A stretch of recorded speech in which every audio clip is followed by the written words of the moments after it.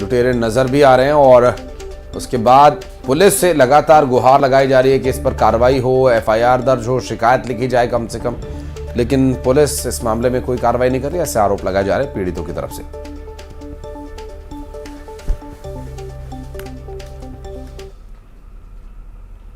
और राजस्थान के रण में सीएम शिवराज सिंह चौहान चुनाव प्रचार के लिए जाने वाले हैं। मुख्यमंत्री शिवराज सिंह चौहान राजस्थान में 3 विधानसभा में चुनाव प्रचार करेंगे। आज और कल कुल 6 सभाएं उनकी होनी है। राजस्थान के वैर, देवली और हिंडोली में सभा को संबोधित करेंगे शिवराज सिंह चौहान।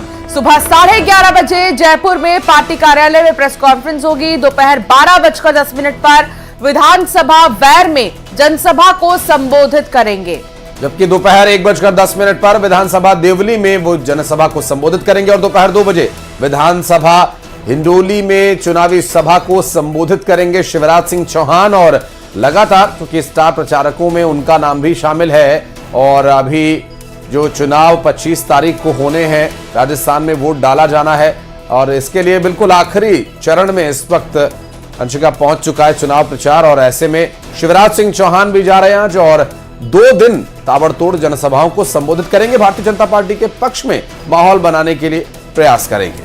बिल्कुल, राजस्थान के रण में मुख्यमंत्री शिवराज सिंह चौहान और 3 सभा को संबोधित करेंगे।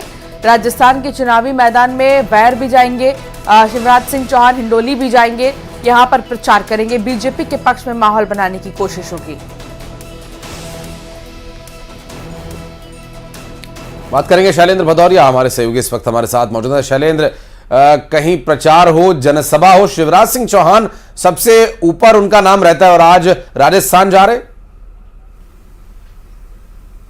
बिल्कुल आशीष, आपने ठीक कहा कि न केवल मध्य प्रदेश के लिहाज से बल्कि देश के किसी भी इलाके में चुनाव हो, शिवराज सिंह चौहान की डिमांड हर जगह होती है। यही कारण है कि हमने देखा कि कर्नाटका के चुनाव हो या असम या मेघालय के चुनाव, उन चुनाव में भी मुख्यमंत्री शिवराज सिंह चौहान अपने प्रचार करने के लिए पहुंचे थे। और अब पड़ोसी राज्य राजस्थान में चुनाव हो रहे हैं, 25 तारीख को वहां वोटिंग होनी है और जिस तरीके से आखिरी चरण में प्रचार अभियान चल रहा है और ऐसे में मुख्यमंत्री शिवराज सिंह चौहान 2 दिन के दौरे पर जो है वो राजस्थान पहुंच रहे हैं। आज वह 3 जनसभा को संबोधित करेंगे, उसके साथ ही कल भी वो 3 जनसभा को संबोधित करेंगे। आज सबसे पहले पहुंचकर वो जयपुर में एक प्रेस कॉन्फ्रेंस को संबोधित भी करेंगे। तो उनकी लोकप्रियता बहुत अधिक है और यही कारण है कि दूसरे राज्यों में से लगातार उनकी डिमांड आती रहती है। चूंकि मध्य प्रदेश में भी चुनाव था तो ऐसे में लगातार हमने देखा कि आचार संहिता लगने के बाद 160 जनसभाएं मुख्यमंत्री शिवराज सिंह चौहान ने की थी, जो मध्य प्रदेश के लिहाज से देखे तो अपने आप में रिकॉर्ड है कि एक मुख्यमंत्री आचार संहिता के दौरान इतनी सारी सभाएं करता। हमने देखा कि एक दिन में 12 जनसभाएं उन्होंने संबोधित की और उसके बाद अभी 2 दिन का आराम था और उसके तत्काल बाद वो राजस्थान के रण में उतरने जा रहे हैं। ये बताता है किस तरीके से वह लोगों में लोकप्रिय है और जिस तरीके से राजस्थान में कांटे की टक्कर कांग्रेस और बीजेपी की बीच बताई जा रही है। तमाम जो दिग्गज है वो लगातार वहां पहुंच रहे हैं। देखिए, शिवराज सिंह चौहान जब दूसरे राज्यों में जाते हैं तो मध्य प्रदेश की योजनाओं का वो जिक्र किया जाता है। लाडली लक्ष्मी का जिक्र होता है, लाडली बहनाओं का जिक्र होता है, या जो तमाम जो योजनाएं हैं जो हितग्राहियों के लिए चलाई गई हैं उसका जिक्र होता है। और यही कारण है कि दूसरे राज्यों के जो मुख्यमंत्री है या पार्टी है वो ये चाहती है कि मुख्यमंत्री शिवराज सिंह चौहान वहां पहुंचे और जो तमाम जो फ्लैगशिप योजनाएं उन्होंने शुरू की है उसके बारे में बताए, क्योंकि उस योजनाओं के माध्यम से उस राज्य में भी वोटरों का साधने का प्रयास जो है वो बीजेपी के द्वारा किया जाता है। जी, बहुत शुक्रिया शैलेंद्र जानकारी साझा करने के लिए। तो आज शिवराज सिंह चौहान राजस्थान क्योंकि जाएंगे और राजस्थान में वो 3 सभा को संबोधित करेंगे।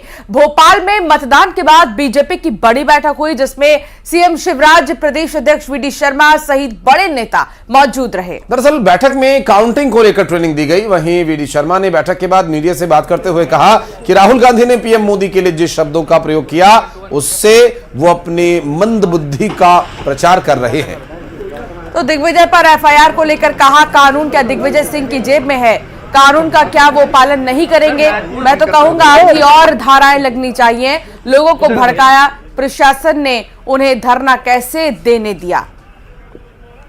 तरफ आनंद की वर्षा हो रही है, सब जगह कार्यकर्ताओं से चर्चा हुई है। आने वाले समय में क्योंकि एक निश्चित समय सीमा के अंदर उम्मीदवार को अपना हिसाब किताब जमा करना होता है, काउंटिंग की तैयारियां करनी होती है, इन सब विषयों पर हम लोगों ने चर्चा की है। देखिए, बैठक चुनाव संपन्न होने के बाद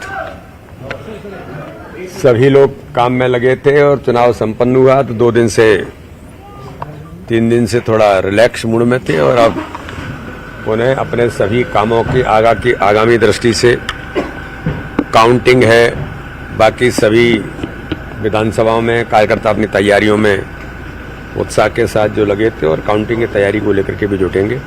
तो इसलिए सामान्य जो विषय, संगठनात्मक जो विषय उन पर चर्चा माननीय मुख्यमंत्री जी, नरेंद्र सिंह जी और संगठन महामंत्री जब लोग बैठे थे